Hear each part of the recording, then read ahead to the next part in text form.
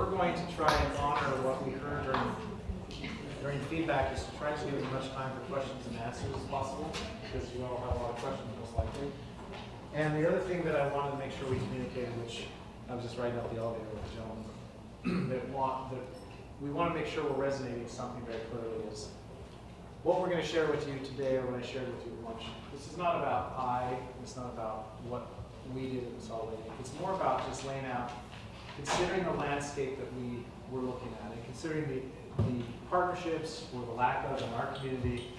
It was what drove us to change the schools. But what drives you to change your school or transform them, and what types of things you do isn't as important as what we did.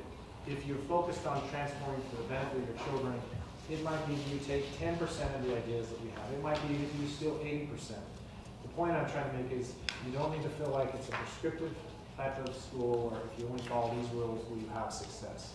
Transforming your schools looks different. But if you focus around those 4 pillars we talked about at the very start, time, path, pace, and place, if you really honor those, your outcomes will be what I portrayed, or even greater, simply because you are accessing the human spirit. So George, I'm going to spend just a second going through mine, but George will also talk about it. Remember, mine's a high school, it's 9-12, and now we're pushing down to the middle schools and to the traditional high schools. George is coming from a different environment. He's a K-12 school, and broke up. He can share about that. So we've had some different dynamics with same outcomes, which is very empowering. So I won't go through the introductions because you know. And so I've called it Personalized Learning, the Same but Different. And I'm only going to go through these slides real quick to see if you have questions, because this is the same slide I showed it in our lunch. So those are the concepts. There are other things, but those are the main non-negotiables for our students. What is it like for our students? That's what school looks like. And when we get the Q&A, I can explain more about it, because some folks will say, walk me through a day of a child. What does that look like? Glad to do that. One of the outcomes that I wanted to talk about real quick was on the graduation rates. It's important to talk about graduation rates, but you know how people could say, well, you graduated those students, so therefore the rigor must not be there. And I didn't have the time to put in the slides, but our college class completion in our school is 5 times the rate of any other school in our state. And we have had our first associate's degree that was awarded last year. And furthermore than that, if you take the next 10 schools combined, they won't have as much college credit awarded as what we've awarded, or what the community college we work with is awarded. So if you judge rigor by that, you can say, okay, they are also offering a very rigorous school. And so I just want to make sure that that wasn't lost. Because if you were to come to my school, which you're all invited to come, it's lovely, not nearly as muggy, by the way. The winter's great if you love to ski. But in any case, one of the things that folks will also say when they walk through it is that you talk to a child and say, what do you like about it? And I say, it's just so easy here. And I always tell whatever visitor, I says, whatever child says that, ask them what easy means. Because easy to them does not mean it's easy rigor-wise.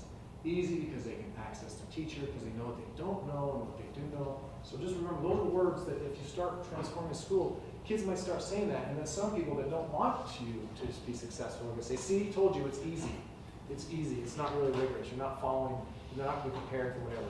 And that's just their way of trying to push back and say, no, this is what the child is actually saying. So that's what it's like for our students.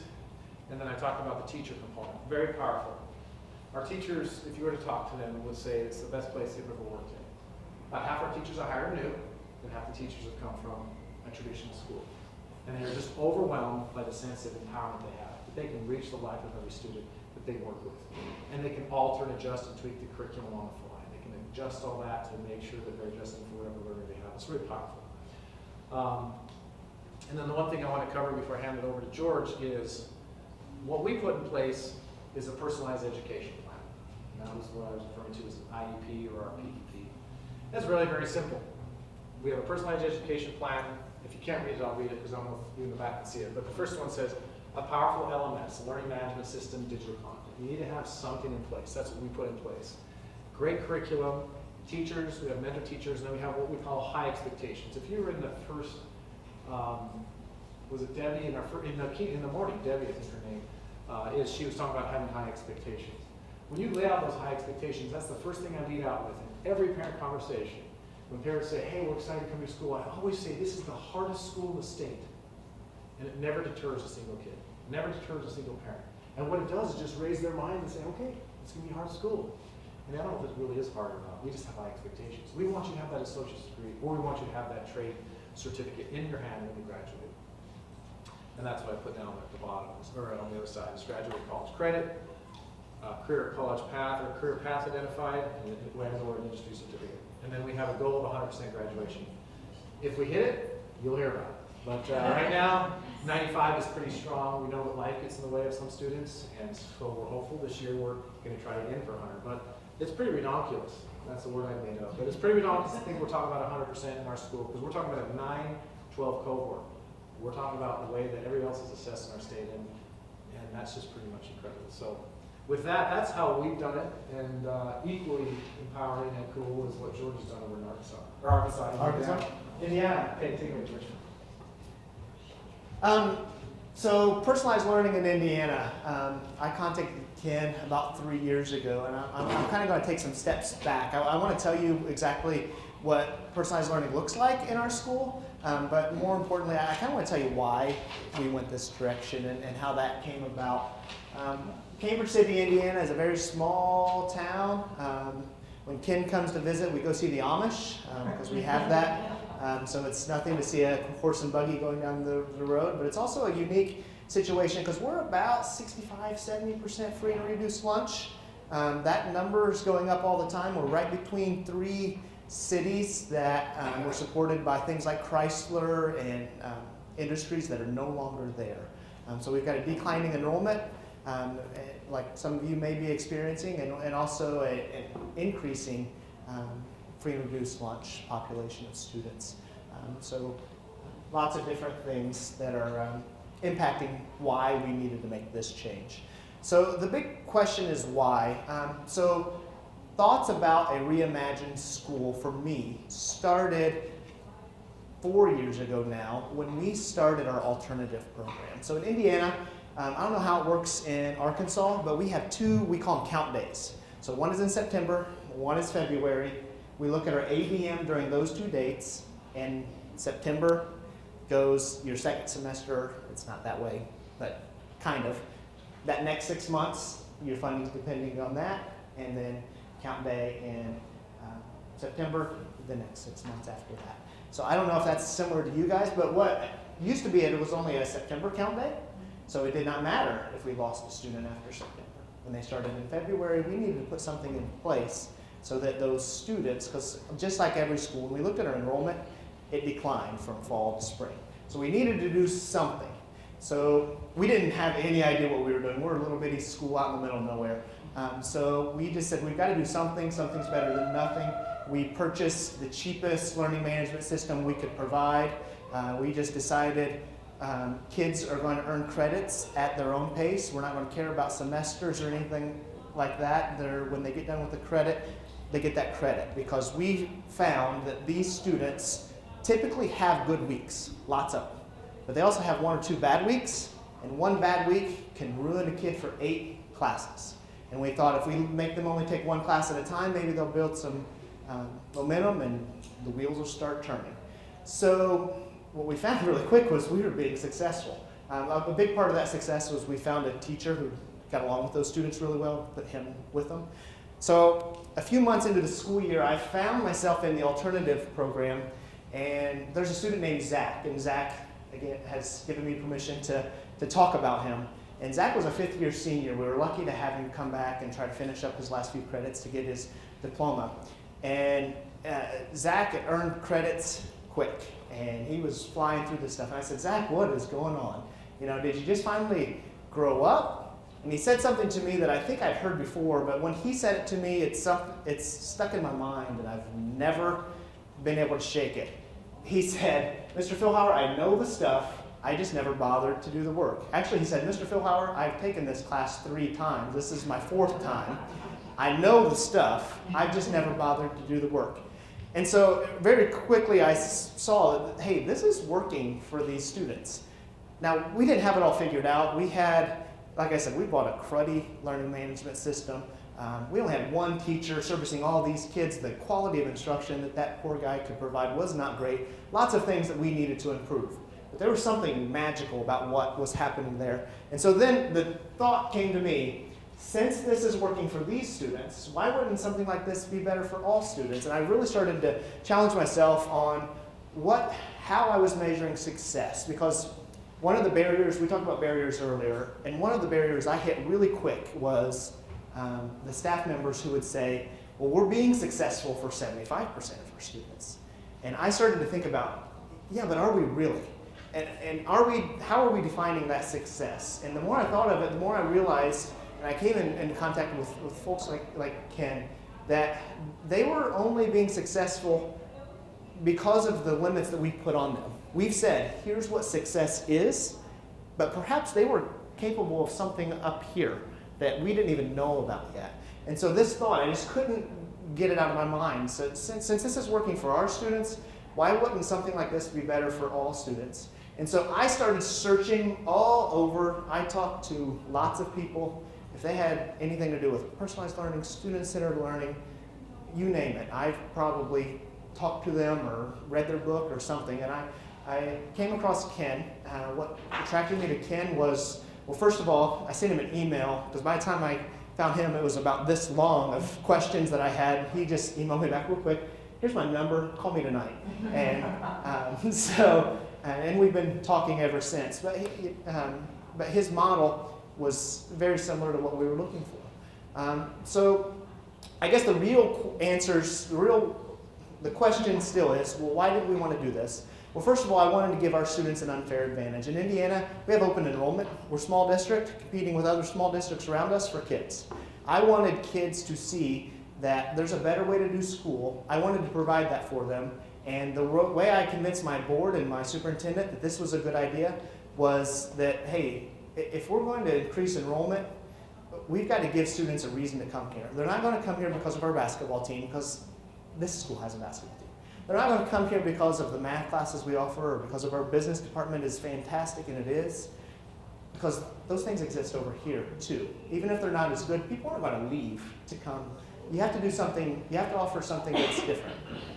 So I really wanted to give all of our students an unfair advantage, and we really, 100% is the goal. And if 100% is not really the goal, then I think we really need to rethink what we're doing. But I also think we think 100% is not realistic because we've brainwashed ourselves in these traditional ways of doing things. And I think that if you say that 100% is not possible, you're exactly right. 100% is not possible if we continue to do things the way that we're doing. But if we treat kids as individuals and we meet their needs on an individual basis, 100% is possible.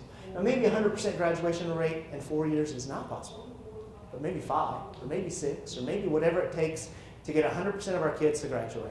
And so I'm excited about that. I also, the last reason is that I really think we've got this issue where, and Ken's talked about it quite a bit, where all of our systems are built upon compliance. So bells ring to tell kids where to go. A lot of teachers have assigned seats. Kids turn in their assigned homework, and we brainwash them into zombies. And then they become a freshman in college, and those compliance-based things are not necessarily in place for them. And we need to do a better job of training them to be more committed to their own education and be more empowered to take responsibility for their learning. So a little bit about our school. Similar to Ken's school, a lot of our things center around the student's personal or learner profile, personalized education plan. It's a folder with the student's plan on it. We had them printed. So it's nothing fancy. It sounds fancy, but it has student's graduation plan. It's a folder so we can put evidence in there and anything that the student wants to keep, test scores. And just like Ken's school, everything centers around the mentor. So every mentor keeps every student's folder. And those mentors meet with the teachers at least once a week. We are not very far into this, but here's what we found is that mentor meeting for a lot of kids happens every day because those kids have never, our guidance counselors are outnumbered 500 to 1. And they can't do it. They can't meet with every kid as much as they need to. So, and our kids are craving those conversations. I could not believe how many of our kids had no idea how many credits they needed, how many credits they had, what their plan was. All they knew is the bell's going to ring and I'm going to go to these 8 classes and I need to do this assigned homework, and then somebody else is going to tell me what to do next. But when we gave them ownership of their plans, the response has been a lot of fun. Our teachers, one of their favorite parts is this piece, the mentor piece, and talking to students about their day. Typical day for our students. So we're not even close to where Ken school is yet. Our school day happens the exact same time for our students that are in our personalized learning initiative. And I hate to call it initiative because sometimes when you transform schools, you kind of have to do it Trojan horse style. You know what I mean? You can't really say, hey, everybody, we're changing the school, and next year we're going to have 120 kids, and the next year 180, and the next year you need to either be ready to be relevant or not. So we've got 80 students in a school that's about 300-ish, 1,000 students, K-12. Graduating classes usually around 70 to 85-ish. Right now, our students are taking their core classes, English, math, social studies, and science, in this type of environment. For us, it's periods 2 through 5, so a traditional 8-period day, 45-minute class periods. We've blocked off 2 through 5, and I have a lot of gray hairs because, so I guess what I'm saying is I can't tell you why it's 2 through 5. It could have just as easily been 1 through 4, but there were some things that I didn't care about. As long as they were together so that we could not worry about the bells and that type of thing. So within that time, students have total control over where they spend their time, how they spend their time, and what they're working on. So some students, it's very interesting. It has been very interesting to see what students do because I was expecting, I was standing there in the hallway. The first time we kind of said, ready, set, go, and I was ready for kids all over the place. And surprisingly, that's not what it is. Now, we've got kids who think they need to go to their locker 45 times. But the beauty of it is, that kid goes to their locker 45 times, nobody bothers them about it. And so the next day, they go to their locker 30 times. And nobody bothers them about it. And the next day, they don't go to the locker at all. It's been very interesting to see how kids react, very similar to what Ken said. The more control we give them, the more control we have. It's been very liberating to me that when I see a student in the hallway now, and in a small district, the beauty of a position like mine is I can be in classrooms every single day. That's not typical for an assistant superintendent in a very large district. But when I see a student in the hallway, I love to be able to walk up to them and start the conversation by saying, hey, what are you working on? Where are you on your way to? Tell me about how you're doing in all your classes. Instead of, hey, where are you supposed to be?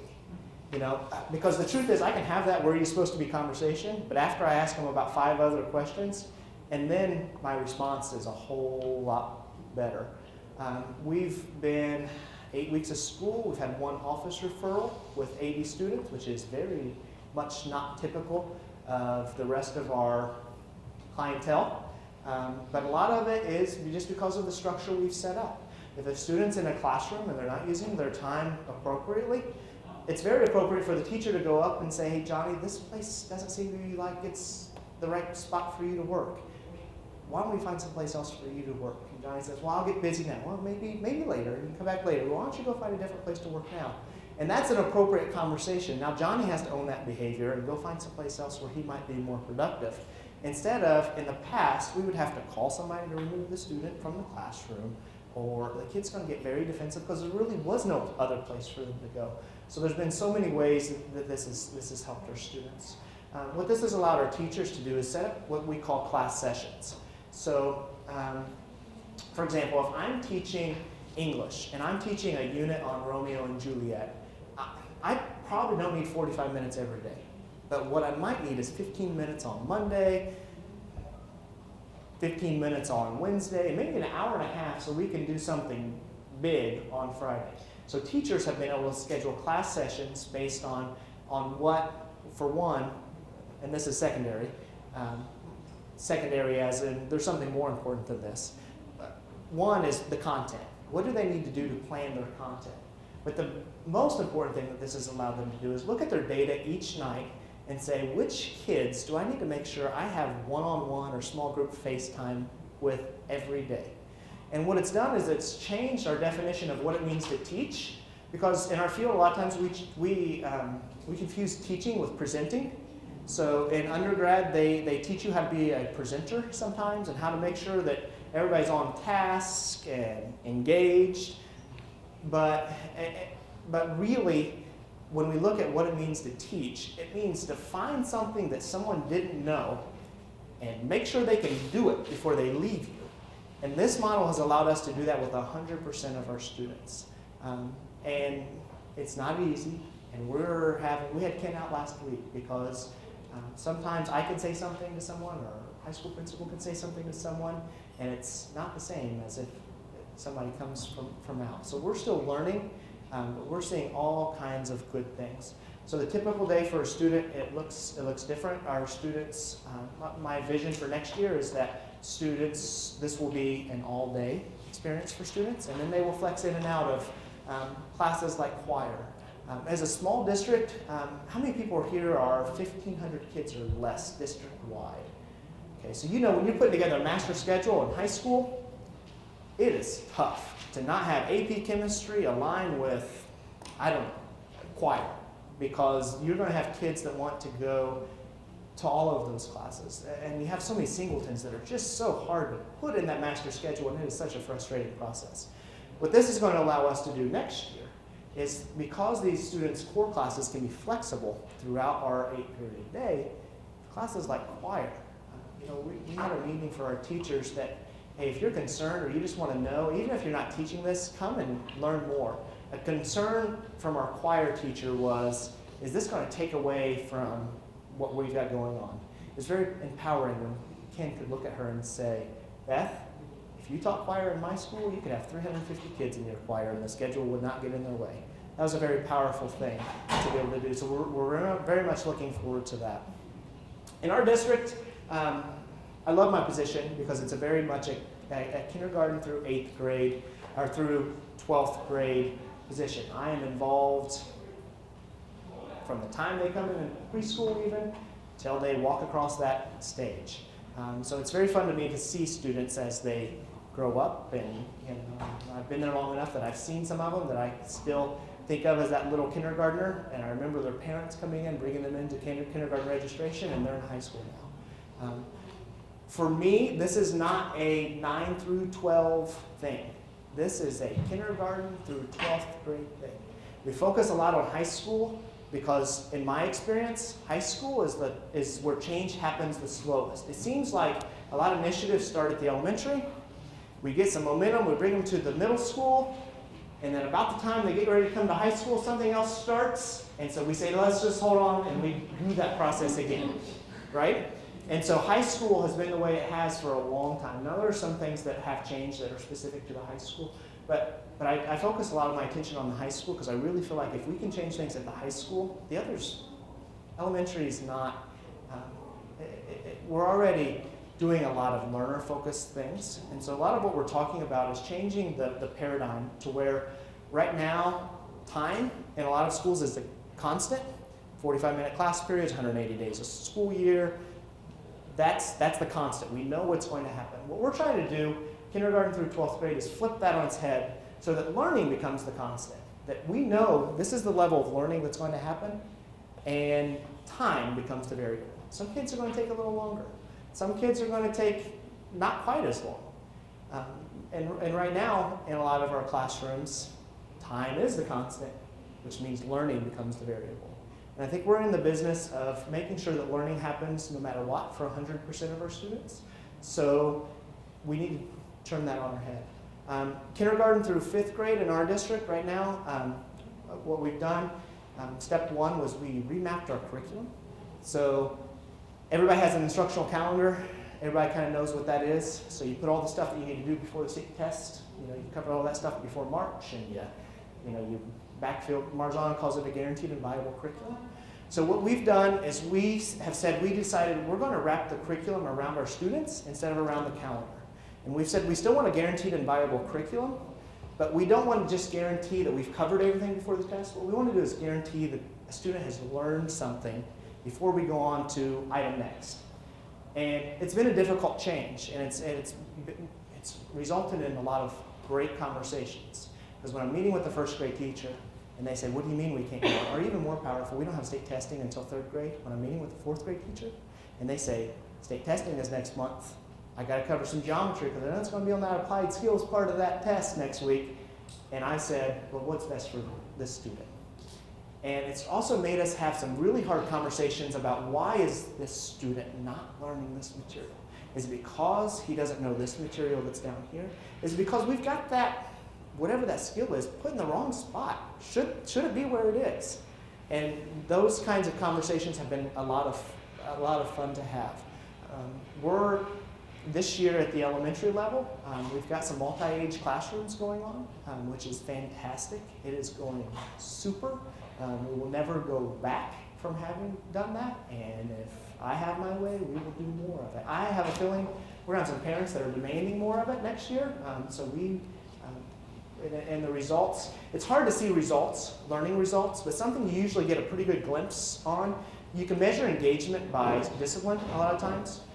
We're 8 weeks into school at the elementary, 500 and some students, 7 office referrals all year long.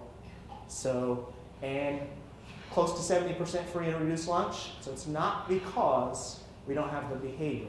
It's because we've turned things on their heads, put students in a position where they are engaged in level of academics that are appropriate for them. And so they don't feel like they have to act out to get themselves removed from the situations.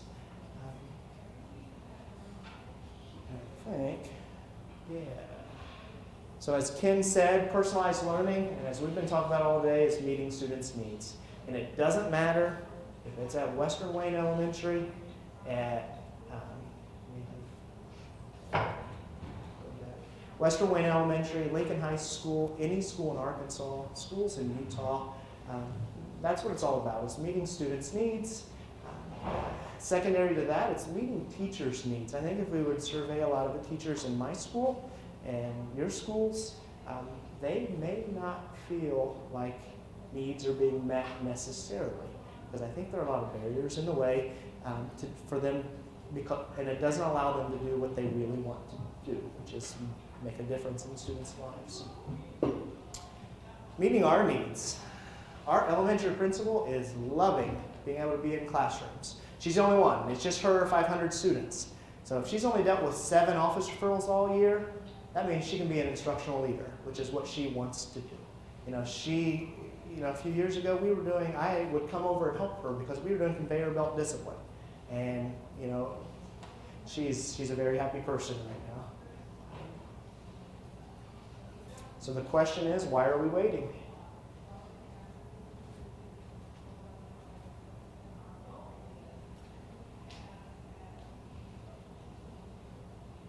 So the goal is to push the boundaries of what's possible and use the leadership, the technology, the things that you have in place to free up time and talent, money.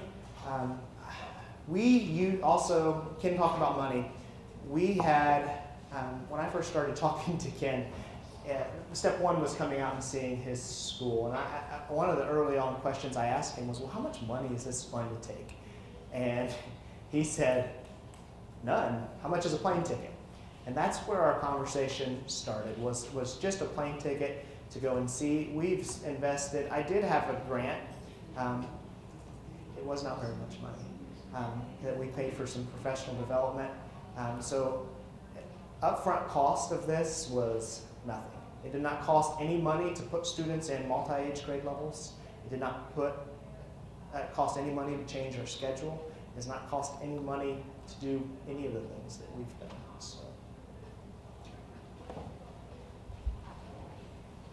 So post lunch, we're all happy, sleeping. We wanted to allow a little bit of time for question and answer. So I just want to follow up with a few things. And that was, or is, next steps for each. You know what? And we've got this stuff downstairs. You know, put it out in there each days. All right. Well, we had some glow sticks, so visualize. You all have to have glow sticks on your table. and you were going to crack them and they were going to light up, and that was supposed to be your visual for, I guess, to crack your students and light them up. I don't know, but the idea was, so that's what you'll see in the next slide. It says, keep their light burning, keep it glowing.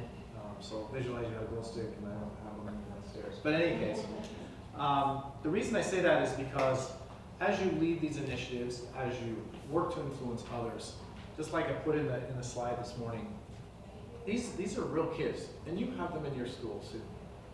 And these students deserve, just like your students deserve the same type of opportunities to really excel in their education. And it really takes some strength, leadership, and a vision to have some of these things unfold. If you're happy with the status quo, then this probably isn't something you're going to take on. If you really feel like you want to alter the landscape in your school system forevermore, I think it's a worthy approach, because it isn't about change, it's about transformation.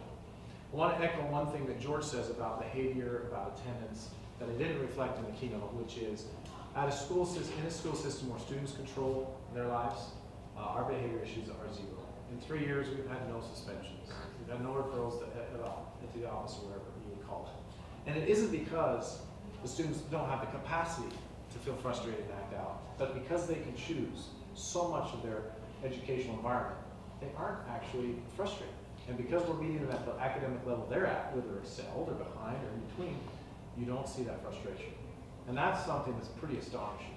In fact, some of the auditors, if you will, in our district, because we're a large district, 25,000, one, questioned the graduation rate, two, questioned our suspension rate, thinking for some reason we were doing the suspensions but not reporting it because we want to have some glowing numbers. The truth is, we just didn't have it. Right now, my school's rolling full steam ahead. It's it's 1 o'clock there, and I'm confident that everything is doing just fine. Students are making their choices and their appropriate choices. I don't have to worry that while I'm gone, my assistant's going to be overwhelmed with something. I mean, when I get to go back and face these kids, it'll be just like you guys will tomorrow or the next day or whenever you make it back to your schools. I'm going to be in my school doing the same thing, making the system even better for them so that they can achieve the dreams they want. So I just want to make sure that you know this is real. For our last parting shots of information before we just open up to questions and answers is everything that we're doing, I'm doing, George is doing, other schools. We have about 20 schools or school districts that are now working to replicate personalized learning to the intensity that we're doing it. Some in Indiana, some in Idaho, some in Utah, some starting in Oklahoma. But and certainly probably here in Arkansas, what I want to tell you is everything that we have done, everything that we have available is for you. It's free. I mean, we're all in this together. Some of the tools that we have created, they're all available. Google Docs, tracking sheets, anything you think would be helpful. Don't go recreate the wheel. If we've got something that you could use, it's a simple email. It's that easy. You can. Any vendors in here? Oh, I don't know if there's any vendors in here. Is there anybody that's a salesperson in here? So don't let a vendor sell you these things either. Yeah, I'm seeing a lot of the tools we've created. Yeah, we've created, our teachers created, because the idea is that maybe one day you'll have a great idea, and I'll steal that one. Because as a group of people, we are always going to have better ideas than any one of us. But certainly, if there's something you're doing or something you need from us, and we can give you that information, we're going to say, yeah, here it is, whatever it might be. Even as much as these slideshows or anything else, people say, hey, can we have that? Like, of course. Because my mission is, by the time I'm 66, which is about 3 years away or so, I want to be able to say, we impacted the world, we impacted our students. What's really interesting, and this is really a side note, we had a group of Chinese educators come through the school. And what I found was China's going to where we want to be, and we're going to where China is by over-testing and over-analyzing. They're like, no, we're trying to get away from it. So it's almost as if in this world we have, in China and America, we're going to where they are and becoming more, locked down, and they're trying to become more free and creative. So it's fascinating. And they were like, wow, this is what we want to do. And I'm like, yeah, well, we're trying to get there too. So anyway, I'm just saying, anything you need, call, email. The beautiful thing about technology is that most of it's an email away or a link away. And we have a lot of documents we've created, and you can take them and sort them and use them and anything you want to do. So that's what I want to leave you with. So questions and answers. Any questions you have? We have about 15 minutes before we break and then go down to the final session. Yes, go ahead, sir. You mentioned the learning management system and digital curriculum. Who created the digital curriculum? Or did you go with a company? Did your teachers create that? Great question. We started, sorry, one second. Oh, I thought it was a diamond. Darn. It was hope. We started the first 2 years we used a product by Pearson called GradPoint, and we went through an RFP for that. And in the second year, we realized that that wasn't very good. It wasn't a very good management system and wasn't a flexible content. We were sold on the idea that it was, now Utah is what do you call it? An integrated Common Core state. And so I don't know where Arkansas is at, but we need to have Common Core. Where are you at? You don't know? We don't know. Okay, you don't know. But we needed that, and they said, yes, the content is that. And our first year math scores were terrible. And they were also terrible throughout the state, so that was at least some consolidation. But we realized we needed to switch up because the content was just reorganized learning objects that hadn't been really written to the standards of the Common Core standards objectives. So we went out to another RFP and we had 7 responders and we picked a much better one. But we were more specific in the RFP than we've ever been before. And particularly we looked to say, we want to know that the content can be altered. So as a teacher, you can alter any piece of it. You can alter a period, you can alter anything you need. And the reason that that sounds really odd that I would say that, Pearson, Fuel Ed, and I know all these folks, they've all been through my school trying to get me to purchase. They all created their content around the idea that we have a school right here, and we're going to sell it to a charter organization or sell it to a private, and then you don't need to worry about it. It'll stand alone by itself. And I was telling them, I don't care if the curriculum stands by itself, because I have professional teachers in the classroom. I want them to be able to influence the content. And every one of them said, no, we won't let that happen. Because it was copyrighted or whatever. Like, I need the teachers to be able to influence the content. So we went out to an RFP. So I'm giving you a long answer, but it might be helpful. And so we had 7 responders. 2 were just LMSs, so they didn't have any content. And so we picked a product that's called Synapse. It's really very flexible and very tied to our core objectives. And our results have been astounding. We had a 4 times improvement in our math. We went from 8% proficiency to 36% proficiency in our secondary math 1. And that is directly because the content was written to it, but also because the teacher, after our first assessment in November, because we do our state assessment 3 times a year in our school, we could see which learning objectives and things were giving student challenges, and we could see where they already got it, so we kind of stripped down some of those and went in depth in others. So we're able to do that cycle 3 times. So it was a really, we shifted last January, and our outcomes have been reflective of that, and the teachers are thrilled. So I just say when you get an LMS, in Arkansas you have some free options, I think, already. There's Arkansas Online, and I apologize, I don't know any of the others that might be available. In our state, we have one that's called the Utah Electronic High School. But again, we opted not to use that even though it was free because it was, I don't know what you call it, it's kind of like PDF based. It wasn't interactive. You couldn't do COMC based testing, which is kind of just a click through. We didn't want click content. We wanted high rigor content. Does that help answer your question? We kind of did the same thing. We used PlayDoh, and then recently made a shift to the same thing. What we found was, if I used the English example. In English class, I want our kids writing papers. I want them reading novels. That's not so much the case in a class that's, A, B, C, D, very basic skills, kind of teaching them how to play Jeopardy, not necessarily teaching them life skills they'll need to learn for the rest of their life. So we had the same experiences. In fact, when we switched curriculum, we actually ran them 2 in parallel for 6 months. The biggest critique from one platform to the other was the students said it's much harder. And I smiled because I knew a lot of students were initially just doing the clicking. Right? And so this is, it was hard because then the teachers were able to go in and wherever the content lacked a little rigor, they went in and placed some rigor in there. And so because of that, our students were succeeding at much higher rates on the tests and also doing much better in their college classes, which we're preparing for. So platform's important and less important. Question? Yes, you have. I don't imagine you have a problem with teacher buy-in, but how did you prepare the teachers for this structure? Wow. She asked, what about teacher buy-in? The reason I'm just like, I don't know how to answer that specifically is because I wouldn't tell you to do what I did, which was we advertised, because we're districts, so we have the right for teachers to transfer to our school.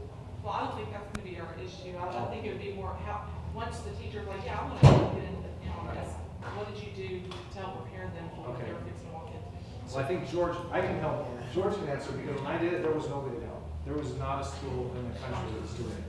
And so I just had a vision of what I wanted to look like, and we just collaborated together and worked over the course of about 6 to 8 months to really perfect what we're doing. And I say we've never perfected, we will always continue to get better.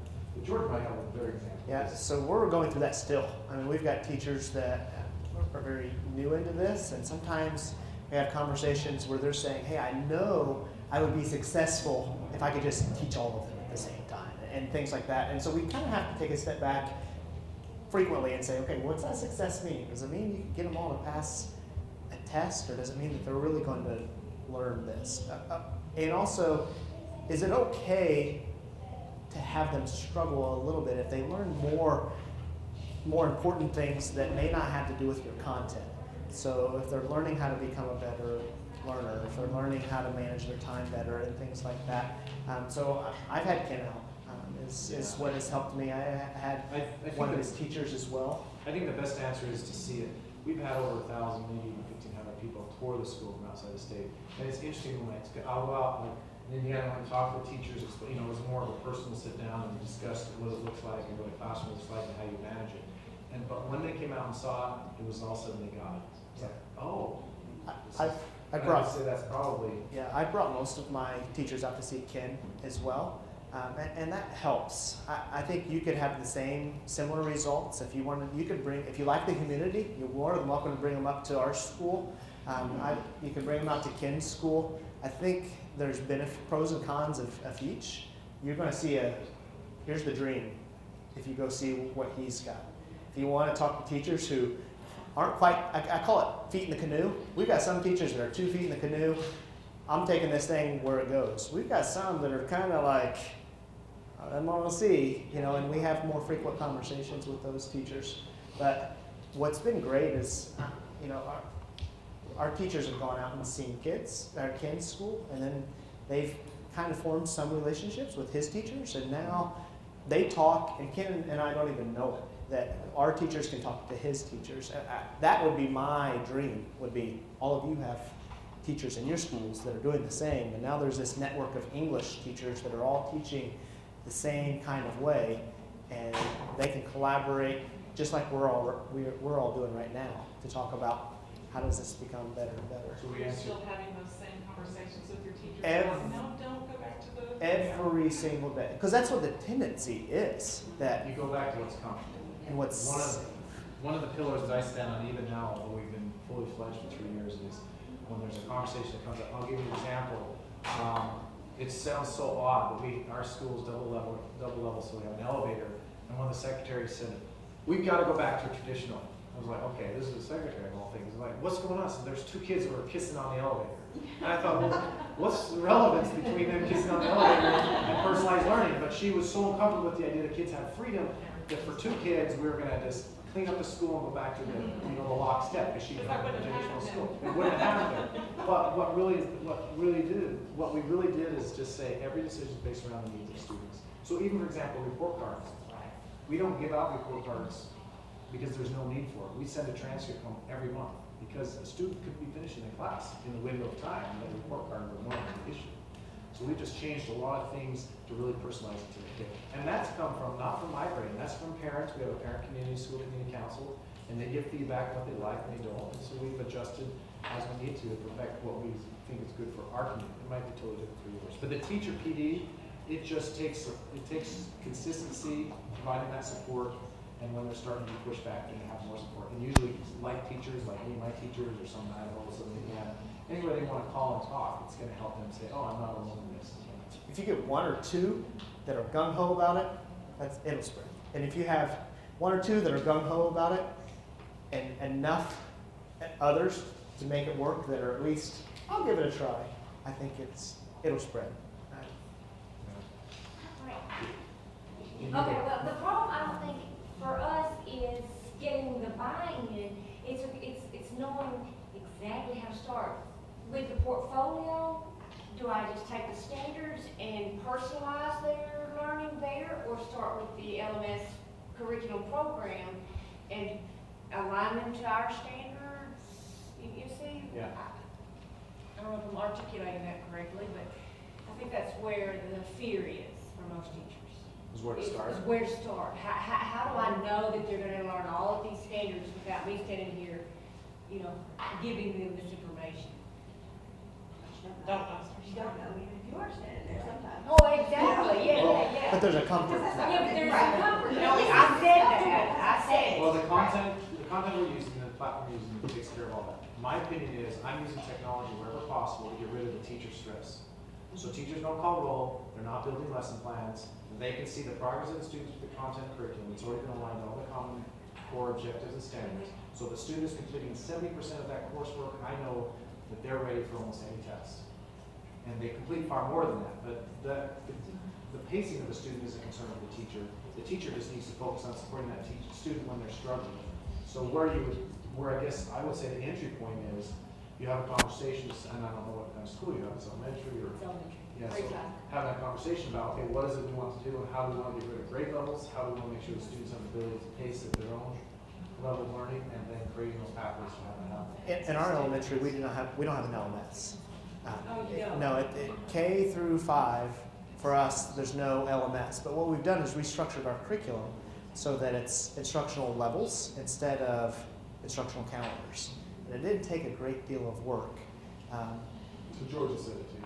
Yeah, I can send you a copy. It's all on one great big spreadsheet that I could We're big sharers. ship off to you. Maybe. How about I give you my Talk a card? little bit about, Okay, that'd be great. Now you gotta do this. Yeah. How do you prep students? before you went. Right, thank you. Yeah, and then we'll need to, Marcia, what time do we break from here? Oh, okay, so we have some time, because I know there's a question back there. So how do you prep students? I made allusions to that. I call it deprogramming. And the most challenging piece you'll have, at least I did with the adolescents, is to sit back and let them pick up their own sense of ownership in the curriculum, in the learning, and with their teachers. And I will say, in the first, I still have this burn in my memory. I brought all the students together. It was 180 of them. We had a conversation. We had multi-days worth of deprogramming, if you will, talking about what it means to be your own self-learner, what it means, how do you access the platform, how do you do this, how do your teachers work. So we did all of that. But after that second day, when the third day came, there was still a tremendous amount of what I would call chaos. And it wasn't chaos because we created it. It was because if I tell a child, you just need to, have a card, you just need to scan in there and then you go to your learning. For the first week, quite honestly, most students were out in the hallway on their phone, right? And it was just killing me because I wanted to go up and say, my old school was coming out saying, put the phone away, go to class. But instead of doing that, I just said, I'm going to walk up to him and I just walked to him and say, hey, your diploma's waiting. That's all I would say. Your diploma's waiting. You might want to finish up that call as soon as you can. In the first 3 days, I felt like it was a failure. But the next week after that, over time, the students and their freedom, the sense of what they could do, dropped off. Because they knew at any time they could still go out and take that call. They knew at any time they could go out downstairs. We have a bookstore. We're connected to the college and go get treats and snacks, whatever. But over time, they realized, wait a second, I'm just wasting my time.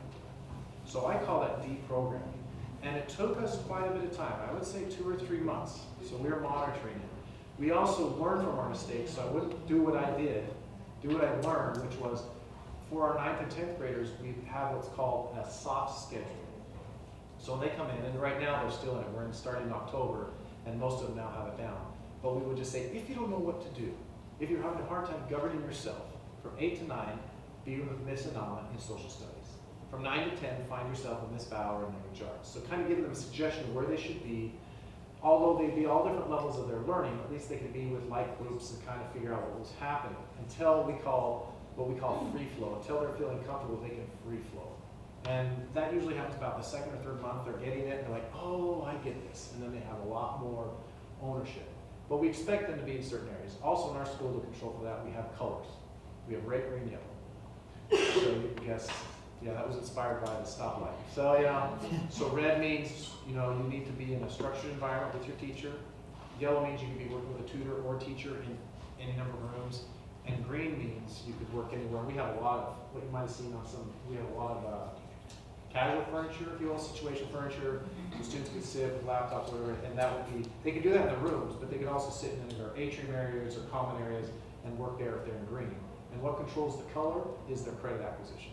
So they know how many credits they have. So if they're in a certain credit limit or above it, they can adjust. They can also adjust, although I don't really make it known, they can also adjust how much time they're expected at school. And if I have a senior who has 22 credits, which we have quite a few, I expect you to be in college classes. And I'm not following up on it. If you're in college classes all day, I'm not going to see necessarily. And that's kind of a heartbreak because you build relations with them, but they're in those college classes, you might see them maybe once a week if they stop by to say hi. But to give students control, it takes a little bit of time. And parents, for the most part, they think we're nuts. They really do. But then when they come and see it, when you hear the students talk about it, it is so empowering. When a student is the one that's responsible for the attendance, any of you that have dealt with a parent mad about where their kid is or where they're tardy and all the wasted time, I haven't had a single conversation about that. I've only had one. That was my first 2 months. I don't remember the mom's name nor the kid anymore, but she called me and said, let's say the name is, John. I said, John, or she goes, hey Ken, is John to school today? I'm like, well, I haven't walked to school in about 20 minutes, but I could go check. I said, but why don't you does he have a cell phone? She said, yeah. I said, why don't you text or call him and just ask him where he's at? And she said, that's a great idea. I said, text or call, I know. And so then what happens, I walk down the hallway, and truth be told, there he was, the kid sprinting down the hallway, because we only have one attendance iPod in the whole building, it's right by the main office. And he was running down, and the mom had given him 1 minute to scan in.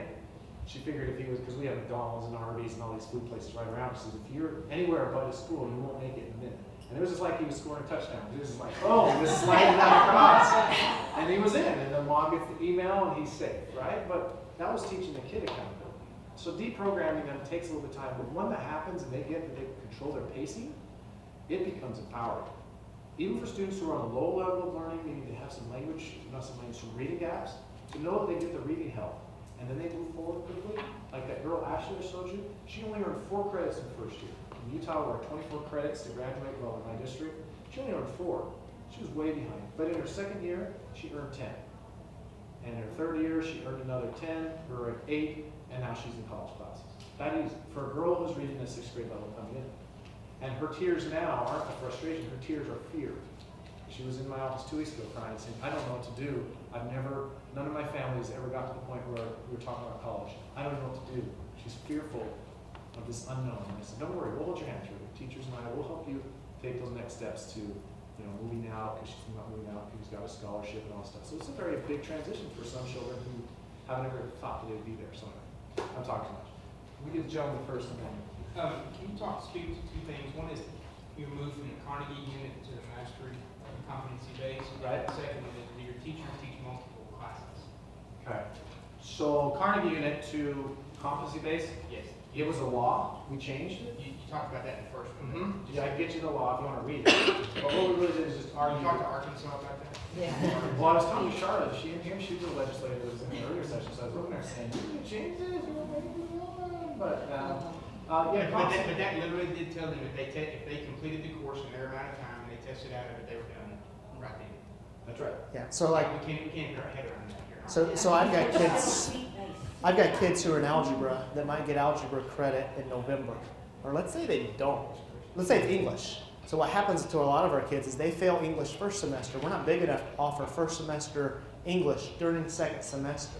So now that poor kid's going on to take, if he didn't pass first semester, poor kid's not going to pass second semester. And so then the next year he's taking English 9 and 10. The only class he likes is art, and now that doesn't fit into his schedule.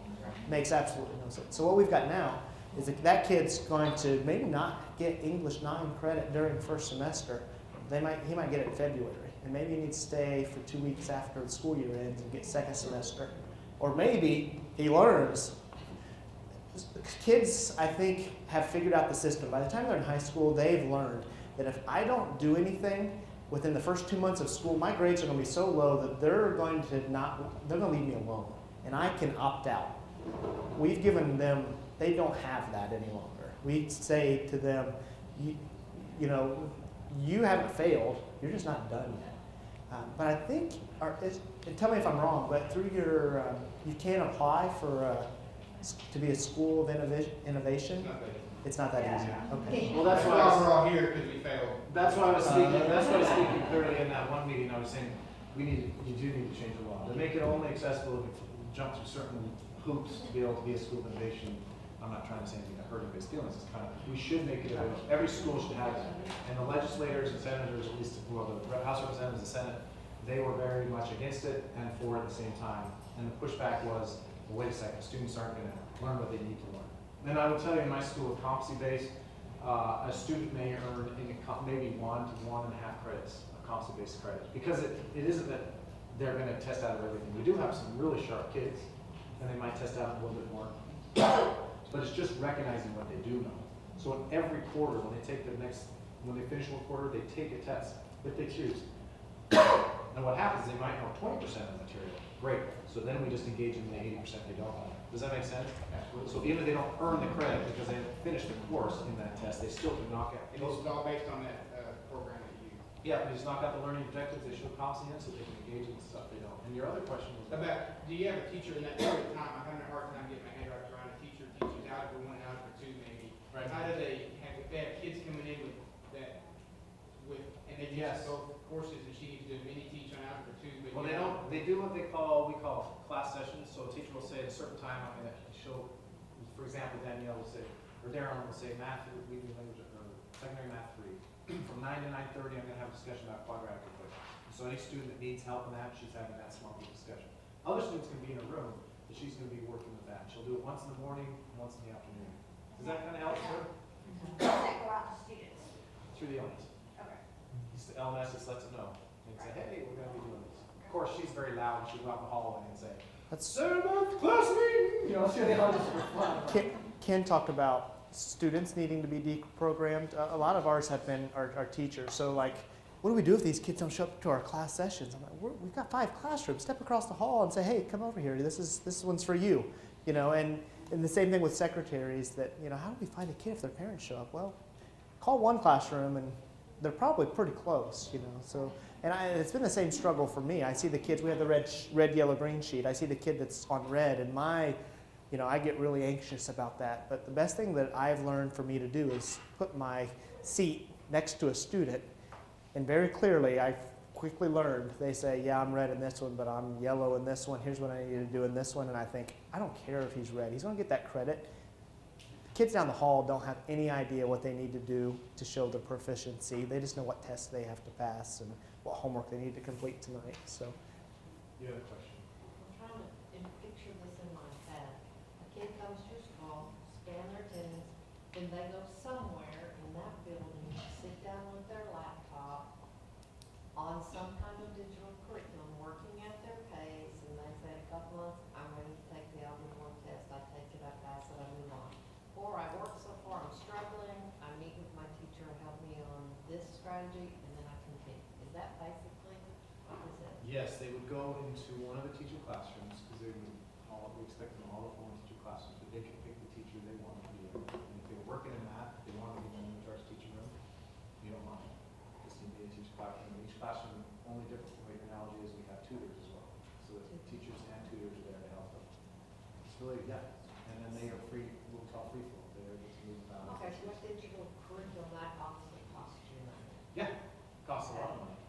So you But just we have- found the one that you thought would be best for math, English? We have one that covers, no, we're 912, so it's different than the K-8 space, but 912, we found a good content, good LMS that provides us everything we need. Now remember, as I mentioned in the meeting, we're a blended learning flex. So students who need to take a class that is not conducive in a blended learning environment, they're gonna flex into brick and mortar classes.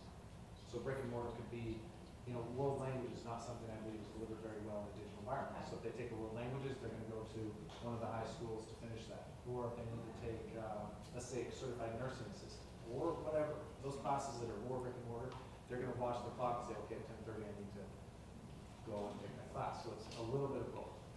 Does that help?